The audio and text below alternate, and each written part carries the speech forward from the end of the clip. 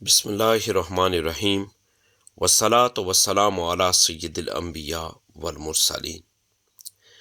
ایمان کے بعد دین کا اہم ترین مطالبہ تزکیہ اخلاق ہے۔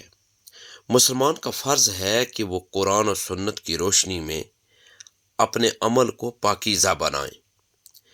نیک عمل کو عمل صالح سے تعبیر کیا جاتا ہے۔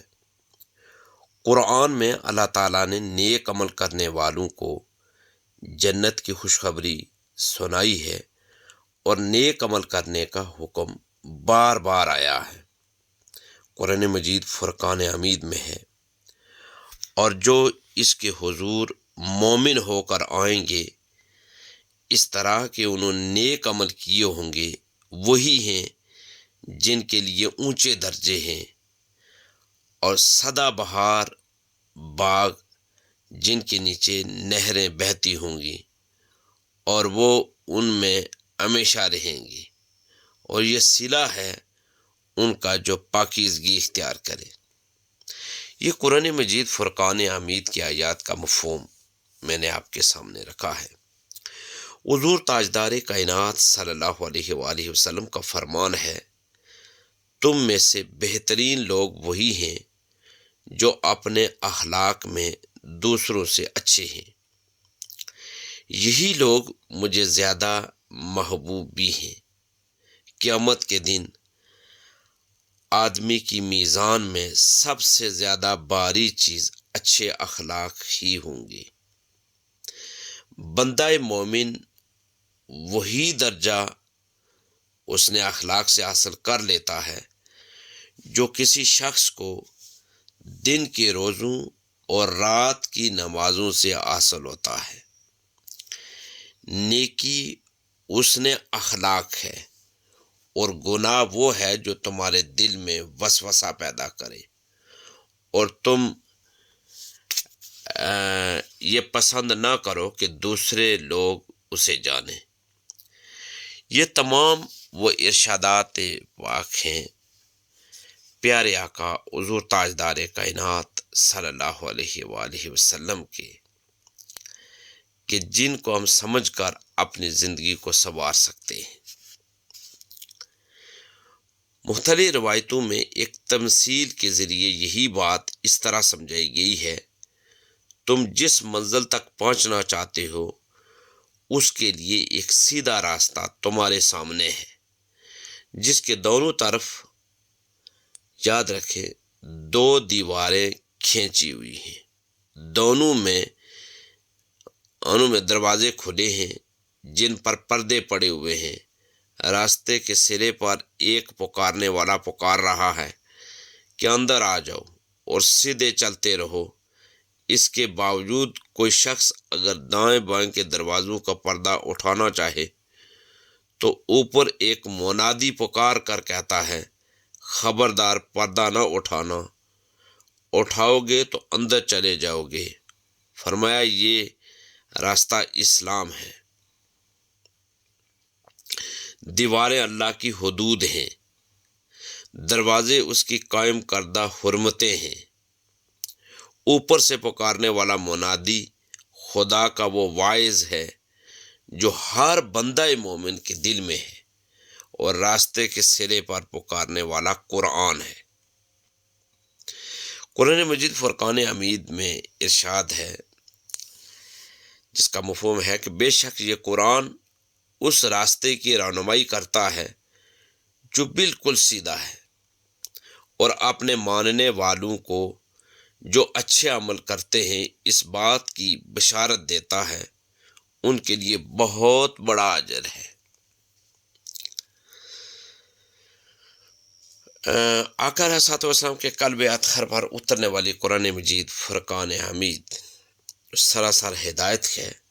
اس کا ایک اور ارشاد پاک جو قرآن کا جو فرمان ہے اس کا مفہوم سماعت کریں، اللہ تمہیں عدل اور احسان اور قرابت مندوں کو دیتے رہنے کا حکم دیتا ہے، بے حیائی، برائی، سرکشی کو روکتا ہے، وہ تمہیں نصیحت کرتا ہے تاکہ تم یاد دہانی حاصل کرو۔ ان سے کہہ دو کہ میرے پروردگار نے تو بے حیائی کو خواہ وہ کھلی ہو یا چھپی، اور حق تلفی اور ناحق زیادتی کو ہی ممنوع قرار دیا ہے۔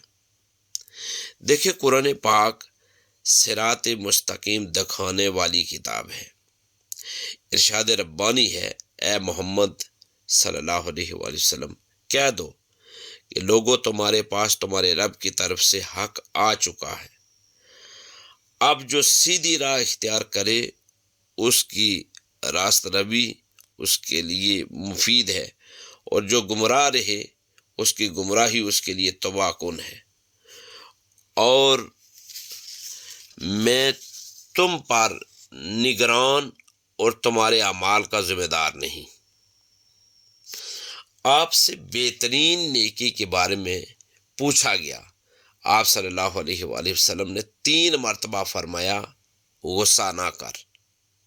آپ صلی اللہ علیہ وآلہ وسلم نے غصے کی حالت میں وضو کرنے اور کھڑے ہو کر یعنی اگر کوئی شخص کھڑا ہے تو کھڑا ہے کوئی اگر شخص، تو اسے حکم ہے کہ وہ بیٹھ جانے کا حکم ہے۔ حضرت ابوبکر صدیق رضی اللہ تعالیٰ عنہ سے روایت ہے کہ رسول اللہ صلی اللہ علیہ وآلہ وسلم نے فرمایا، جب لوگوں کا یہ حال ہو جائے کہ وہ برائی کو دیکھیں اور اسے بدلنے کی کوشش نہ کریں، ظالم کو ظلم کرتے دیکھیں اور اس کا ہاتھ نہ روکیں، تو قریب ہے کہ اللہ سب کو اپنے عذاب میں لپیٹ لے۔ خدا کی قسم، تم کو لازم ہے کہ نیکی کا حکم دو اور برائی سے روکو، وگرنہ اللہ تم پر ایسے حکمران مسلط کر دے گا جو بد کردار ہوں گے، اور وہ تم کو سخت تکلیف دیں گے۔ پھر تم نیک لوگ خدا سے مانگو گے مگر وہ قبول نہ ہوں گی۔ ارشاد فرمایا، کہہ دیجئے، اے میرے بندو جو ایمان لائے ہو،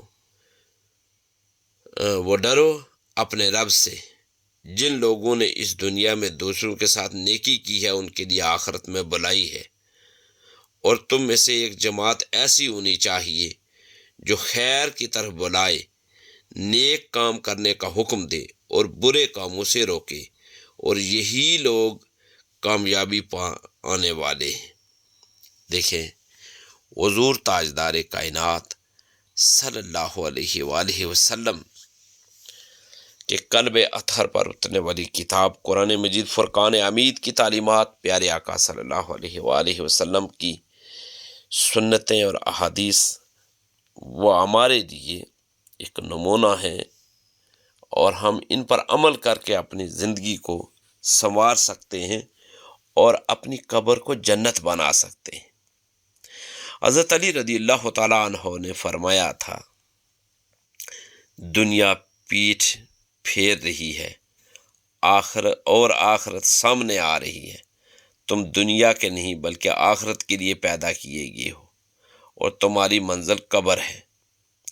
ہم سب اس دنیا میں کچھ وقت کے مہمان ہیں، لیکن اصل ٹھکانہ قبر ہے۔ اب سوال یہ ہے کہ ہم اپنی قبر کو جنت کا باغ بنائیں یا جہنم کا گڑھا۔ قرآن مجید فرقان حمید کی روشنی میں سورہ یاسین میں اللہ تبارک و تعالیٰ ارشاد فرماتا ہے کہ کہا گیا جنت میں داخل ہو جا۔ وہ بولا، کاش میری قوم جان لیتی کہ میرے رب نے مجھے بخش دیا اور مجھے عزت والوں میں شامل کر دیے۔ یہ جنتی قبر میں خوشخبری پا رہا ہے۔ کیوں؟ کیونکہ وہ اللہ کی اطاعت میں زندگی گزارتا رہا۔ سورہ توبہ کی آیت نمبر 34 میں اللہ تبارک و تعالیٰ نے ارشاد فرمایا، اور جو لوگ سونا چاندی جمع کرتے ہیں اور اسے اللہ کی راہ میں خرچ نہیں کرتے، ان کو دردناک عذاب کی خوشخبری سنا دو۔ ایسے لوگوں کی قبریں آگ کا گڑھا بن جائیں گی۔ یاد رکھیں، حضرت عثمان غنی رضی اللہ تعالیٰ عنہ فرماتے ہیں کہ جب میں قبر پر کھڑا ہوتا ہوں تو اتنا روتا ہوں کہ میری داڑھی تر ہو جاتی ہے۔ لوگوں نے پوچھا، جنت اور جہنم کا ذکر کرتے ہو تو اتنا نہیں روتے جتنا قبر پر۔ فرمایا کیونکہ قبر آخرت کی پہلی منزل ہے، اگر وہ اچھی ہوئی تو باقی سب آسان، اور اگر وہ بری ہوئی تو باقی سب اور بھی سخت۔ یہ جامع ترمذی کی حدیث پاک ہے۔ حضور تاجدار کائنات صلی اللہ علیہ وآلہ وسلم کا ایک فرمان جو مسند احمد میں ہے، پیارے آقا صلی اللہ علیہ وآلہ وسلم نے ارشاد فرمایا، جب بندہ قبر میں جاتا ہے تو اس کے اعمال اس کے ساتھ ہوتے ہیں، اگر نیک ہو تو قبر جنت کا باغ بن جاتی ہے، ورنہ جہنم کا گڑھا۔ حضرت ابو ذر غفاری رضی اللہ تعالی عنہ دن رات قبر کی یاد میں روتے۔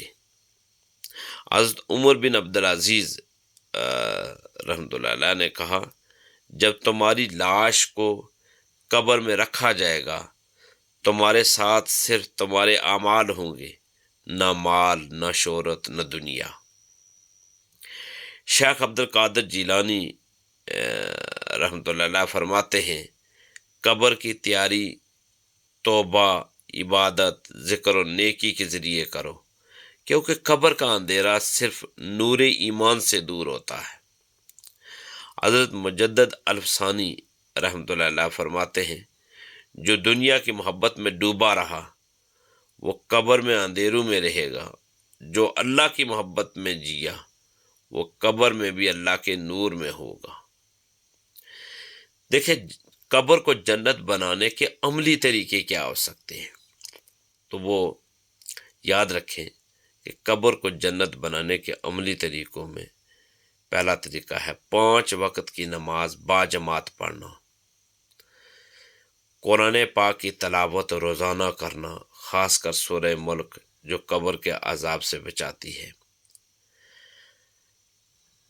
صدقہ و خیرات کرنا، یہ قبر میں سایہ بن جاتا ہے، درود شریف کی کثرت کرنا، یہ قبر میں نور کا سبب بنتا ہے، والدین کی خدمت، یہ جنت کے دروازے کھول دیتی ہے، گناہوں سے توبہ دل کو پاک کرتی ہے، قبر کو راحت دیتی ہے۔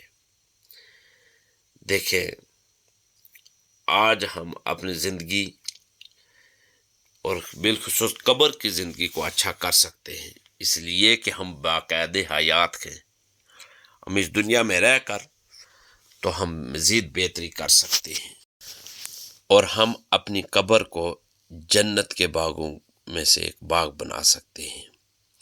ہمیں چاہیے کہ ہم تمام وہ تعلیمات جن کی طرف قرآن دعوت دے رہا ہے، جن کی طرف پیارے آقا صلی اللہ علیہ وآلہ وسلم کی احادیث دعوت دے رہی ہیں، جن کی طرف دین اسلام کی سنہری تعلیمات ہمیں دعوت دے رہی ہیں، ہم ان پر عمل کریں۔